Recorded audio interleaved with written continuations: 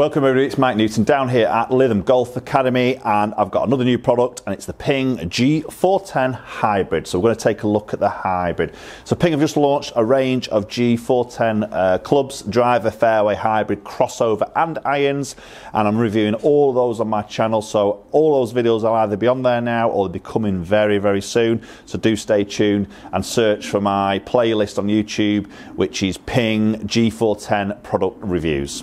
So this video we're going to concentrate on the hybrid, and this is from the new G410 range. So a hybrid that sits pretty similar looking to the G400, maybe just a slightly sort of bigger back section there. We've got that matte sort of finish. We've got some turbulators there which are a little bit more pronounced, so a little bit higher on that ridging of the turbulators, so it just stands out a little bit more there. Some like that, some don't. I quite like it. I think it just sort of just edge inwards and frame the ball quite nice as you sit behind it. We've got some white grooves on the club face there, and we've got that maraging steel face that we saw maybe in the G400, which is then attached up to that 17.4 stainless steel body. So helps to create a little bit more of that ball speed across the club face. We've also got a weighted screw on the sole, which is positioned right to the back section of the hybrid there. Again, that's trying to pull CG back and low, help of launch there, and also making the club a little bit more forgiving. Okay, so gonna get this first one hit.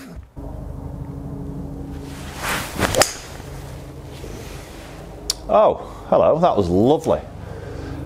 That was quite pleasantly surprising there. I'm not a massive fan of hybrids because I feel like I can turn and left. That came out absolutely stunning there. 222 carry.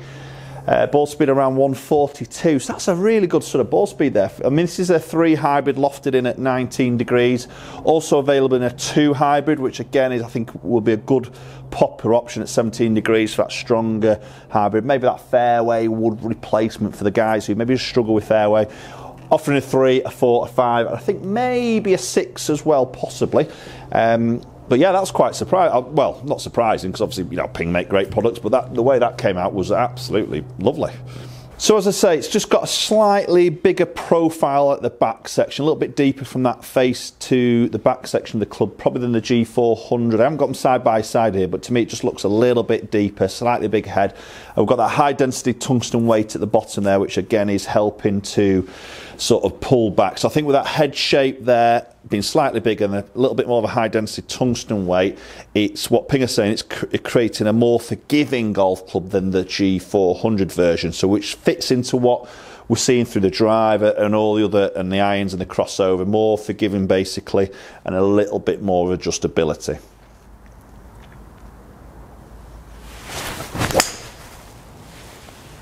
Oh, I've just pushed that one a little bit, but I tell you what, that feels superb off the club face. Just got ahead of that one a little bit there. I just didn't quite square that club face up.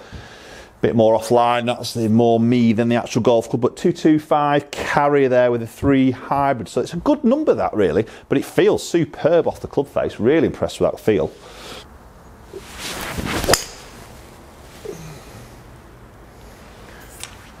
Yeah, nice. Just a little bit of left to right cut on that, which I don't mind really, because I think, you know, with a hybrid, like I say, I fear just turning that over left a little bit more than anything. I've just got that squeeze and a little bit of left to right, which, imagine if you're hitting this into a green, the ability to maybe, you know, if you've got the skills to do this and maybe move it a little bit left to right, it's going to land a lot softer when it comes in to land on that green. So a little bit more sort of stopping power there.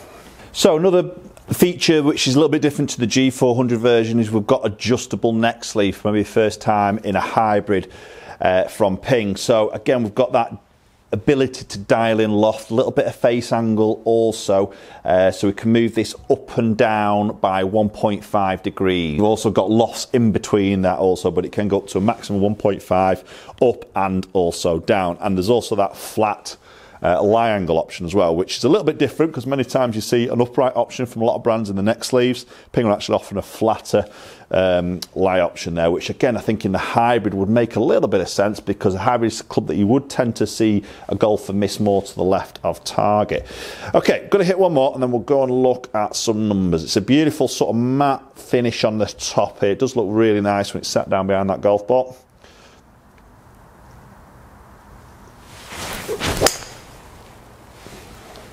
Again, just that little left to right shape. I quite like that with a hybrid. That feels really, really easy to hit. It feels superb off the club face, just feels really effortless to hit is probably the best way to just sort of describe that, to be honest. Okay, let's go and look at those numbers and see how that G410 hybrid is performing.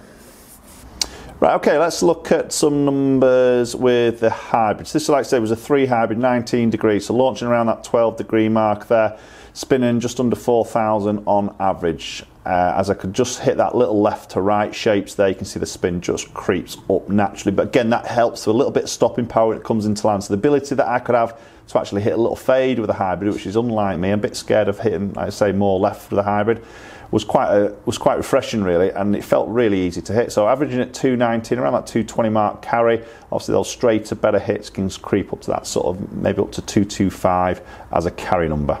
Right, okay, there we go. So there's the G410 hybrid, and I think that's a little cracking little golf club there. It feels, for me, really, really easy to hit. I think with that tungsten weight, a little bit more weight coming into that back section just gives it a much more sort of solid feel, and probably a little bit better on those miss hits. I didn't really miss hit many of those, to be honest. I found the middle of the golf club quite nicely, as you'd probably expect with a hybrid. I think the features of that adjustable neck sleeve is great for dialing in, again, just that precision of loft and maybe a bit of face angle in terms of a certain shape that you may have or a particular golfer may have. Again, through fitting process, that will sort of work. But I think that slightly bigger profile will suit a lot of golfers in terms of inspiring confidence when it's sat down by the golf ball. And for me personally, through fitting and my experience with Ping, you know, with the G400 and older models, the fairways and the hybrids have always been a very easy club to launch, which again, many golfers sort of need that help when they go into the fairway woods and possibly even the hybrids.